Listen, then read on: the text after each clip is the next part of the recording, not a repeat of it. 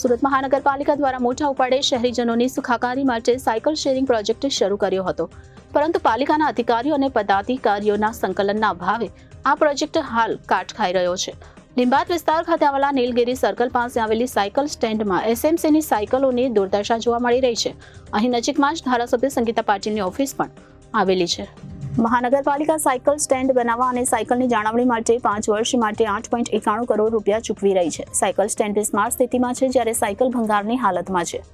ભંગારની સ્થિતિમાં સાયકલો લીંબાદ વિસ્તાર ખાતે આવેલા નીલગિરી ગ્રાઉન્ડ નજીક જોવા મળી છે. નીલગિરી ગ્રાઉન્ડ નજીક ભાજપના ધારાસભ્ય સંગીતા પાટીલની ઓફિસ પણ આવેલી છે.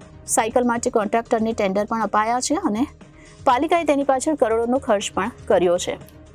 તો સુરત મહાનગરપાલિકા દ્વારા મોટા ઉપાડે શહેરીજનોની સુખાકારી માટે સાયકલ શેરિંગ પ્રોજેક્ટ શરૂ કર્યો હતો, પરંતુ પાલિકાના અધિકારીઓ અને પદાધિકારીઓના સંકલનના અભાવે આ પ્રોજેક્ટ હાલ કાટ ખાઈ રહ્યો છે.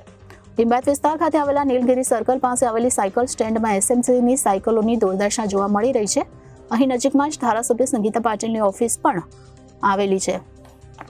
તો સુરતમાં એમએલએ સંગીતા પાટીલની ઓફિસ નજીક શેરિંગ પ્રોજેક્ટની સાયકલો ભંગાર બની હતી, તો કરોડોના પ્રોજેક્ટની દુર્દશા અહીં જોવા મળી. એક સાયકલ દીઠ 10,000 રૂપિયા ખર્ચ કરવામાં આવ્યા છે અને કરોડો રૂપિયા ચૂકવવામાં આવે છે. તેની દેખરેખ અને જાળવણી થતી હોય તેવું લાગતું નથી. સમગ્ર સુરત શહેરમાં 120 વિવિધ ડોકિંગ સ્ટેશન સ્થાપિત કરવામાં આવ્યા છે. આ સ્ટેશન પર લગભગ 1267 સાયકલ રાખવામાં આવી છે. તેમાંથી 60 સાયકલોની હાલત એવી છે કે તેનું સમારકામ થઈ શકતું નથી. શહેરના લોકો માટે એક સાયકલની કિંમત 70,000 છે.